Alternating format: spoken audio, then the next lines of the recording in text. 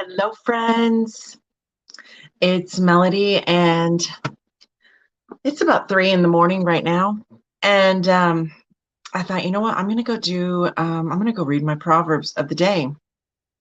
And then I decided, I'm going to come and just record a little video.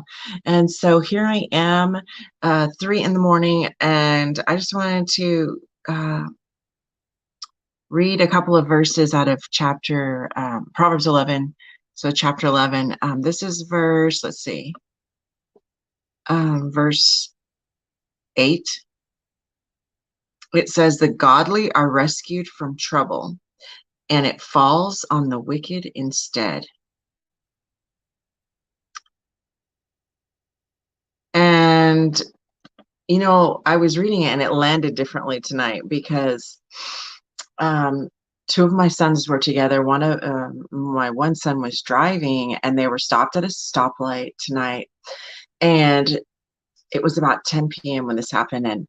And while they were stopped there at the light, they were just laughing and joking. And then boom, they got struck. And someone under the influence had hit them. And were safe. But they did, one of my one son that was the passenger, he did pass out upon the impact of the collision. And the older brother was very concerned about him because he didn't come to right away, and he was shaking him, and he was still out of it. And the verses landed differently because I just really know that my kids were rescued from trouble. Nothing. The reason I'm back so late is because we went to the hospital and just had them, checked out, and everything turned out good. They're fine. They're banged up and bruised and everything, but they're safe. And that man who hit them was arrested. And so, trouble fell upon him for his actions. And I'm just so grateful that they're safe. And I just really, really thankful. And my son drives an older truck that is made of steel. And so he was able to drive away, which is very miraculous. I know that the police officers were just like, wow, you're going to be able to drive this home. And it's very miraculous with the impact because the driver didn't even slow down a bit. He totally hit them, and he didn't even really know what he was doing. And,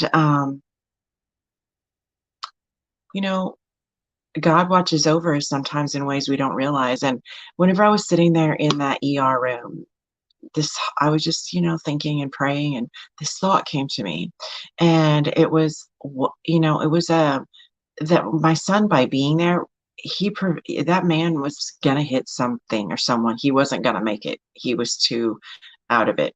And my son being there protected my son's being there protected him from hitting someone and hurting someone really severely because of the large vehicle that my son was driving. And it would have really damaged a small vehicle. Could have been very dangerous.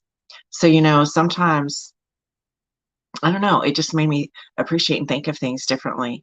Um, and we don't know always. We don't see the whole picture, and we don't understand how us being in the right place at the right time sometimes does, it impacts everyone else around us. And whenever we accept the call to, listen and heed God's voice, we don't know the ways that it's going to impact and bring influence and bring help to those around us. And never to underestimate or undervalue the power of our presence and the power of our alignments and the power of just listening to him, to doing what is in our hearts to do. And I just think that really, I don't know, it made me think and ponder a little bit. And I wanted to read a couple other verses. This is verse 28 and verse 29. Is it the one I want to read? No, that's not the ones, but let me see. Oh, this is it. Verse 24 and 25. Give freely and become more wealthy. Be stingy and lose everything. The generous will prosper. Those who refresh others will themselves be refreshed. I have found that to be so true that when you refresh others, that I am refreshed.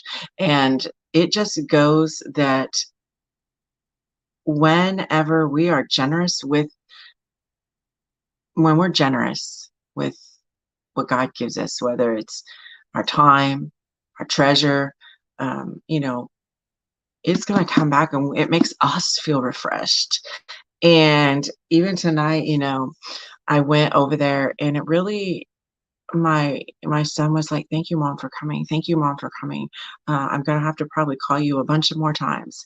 And just knowing that it was appreciated, and of course, I'm their mom, and I'm gonna, be there. But um,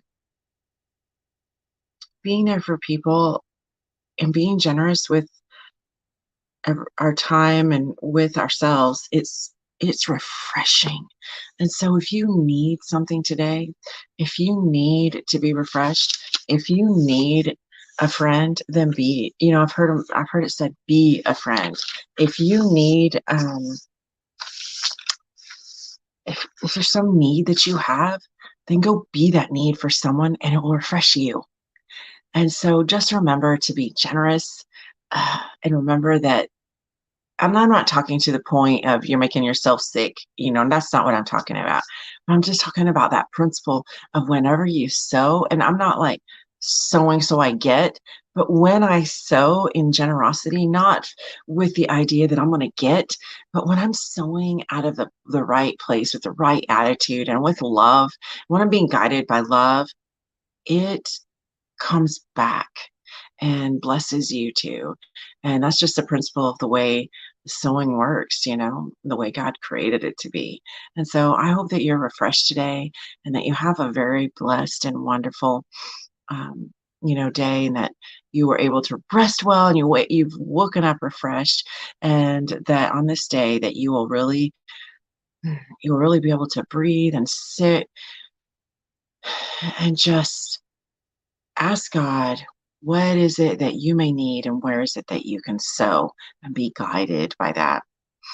So I love y'all, and I hope that uh, let me know where you're sowing and what is the need that you have and how it's been a blessing to you whenever you've seen this principle of the sowing and the refreshing. And it's like the spring gets refreshed because we're sowing instead of just like holding on and hoarding. What does it say here that verse 24, be stingy and lose everything.